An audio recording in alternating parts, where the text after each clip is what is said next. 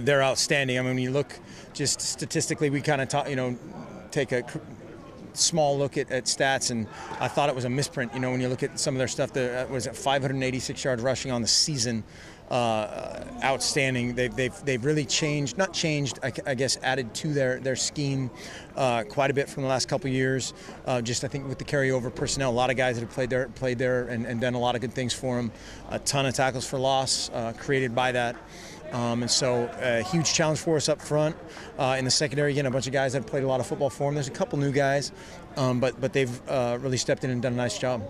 You guys always take what the other defense gives you. I mean, you guys have talked about that throughout the season. Is that more something you guys come up with on tape, or is it like after the first quarter you start adjusting?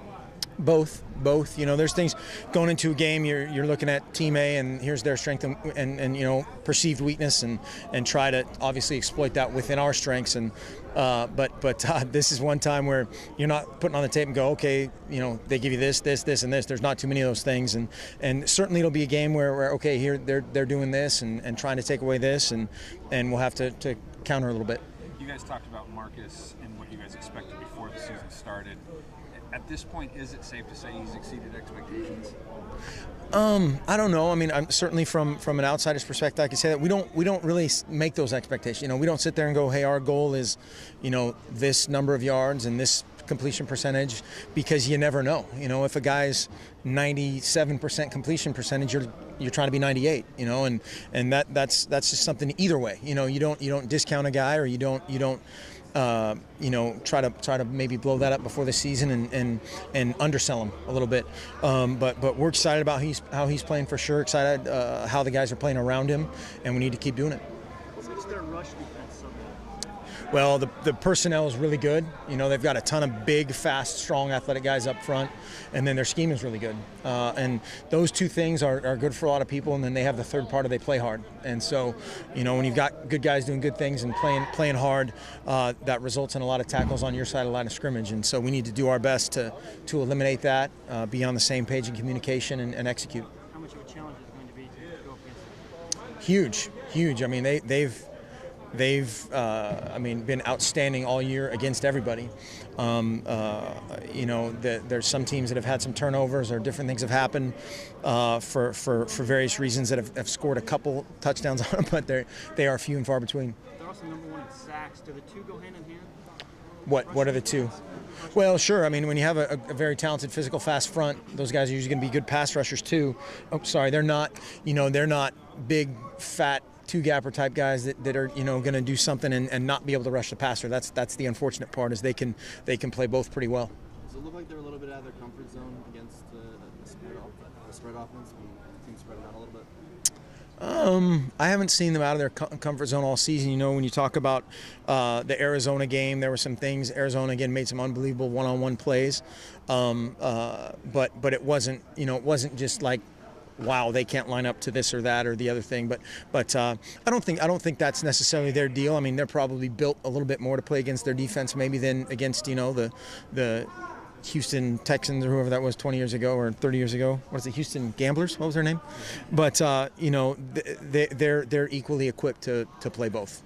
Mark, is it fair to say that maybe over the course of time you've learned more about how to play a bigger defensive front, like LSU, like Auburn?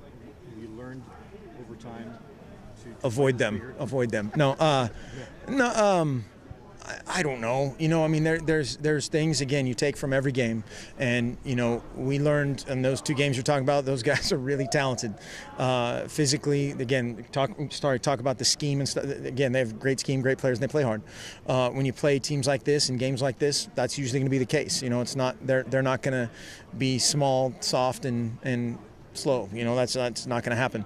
But our guys have done a great job of learning from good things, learning from things that weren't so good, and just moving on. Coach, in general, when you face a really stout defensive front like that, in general, do you run at it or do you run around that stout defensive front? Well, you got to try to do both, and I think that's just kind of pick and prod, and try to just set different things up or look for different again, perceived weaknesses or things that we think are our strengths, and then it'll be a little bit of an adjustment game from there.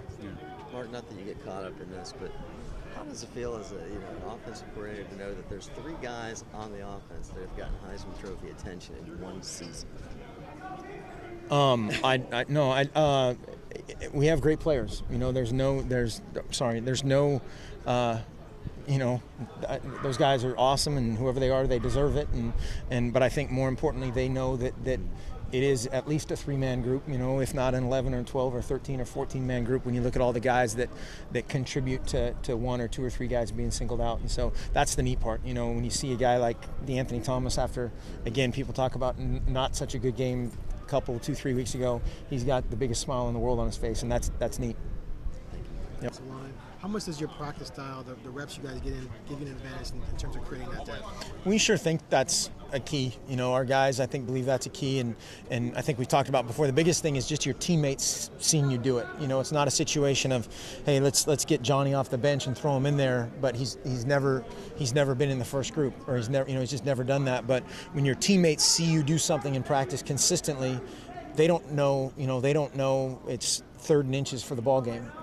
They just see he's in there. Oh yeah, he knows what he's doing, and that's a big deal. Just that confidence and the cohesion that we try to build throughout the year of whether it's always the same 5 on the O line, or it's 2 of 5, of whatever that may be, and I think we do that all across the board. Most teams try and give the first unit the most reps, and it's usually a huge disparity. Mm-hmm. You guys sound like you don't necessarily do that, so you might sacrifice a little bit for the first team, or do you, because you run so many anyway, it doesn't really matter? I think if you separate everything out just by brute reps, we're probably equal, if not more than everybody to begin with. Right. And then, we try to spread it out more. It's a flatter percentage than probably typically a lot of people do. Some people don't give their 2s any reps, which is hard. Right. But I think kind of conventionally, I would say it's probably a 70, 30, 80, 20 type of mix, and we're more than that. And so, again, part of that is just you can't ask your guys to practice that long for that many reps, right, and throughout the season. And then part of it is like we're trying to build depth and confidence and just and find things that you didn't know existed. When you're practicing your 4th tight end or your 4th receiver, whatever, and you go, hey, that guy can do this, and this, and try to build something from there. From above, is there a difference when you think about last year watching Kenyon run from the physicality part of things compared to this year? There hasn't been for me. Somebody asked me that the other day, and I've always, I think all those guys just get a rap because they're small. They're short. I should say short, not small. And historically, there's been a couple bigger guys around here, and so they're the more physical back, and these guys are the scat back type guys. But I've always thought of Kenyon as a physical guy. We're not gonna put him at full back and run ISO 38 times a game, but he'll protect and he'll run hard, and play big.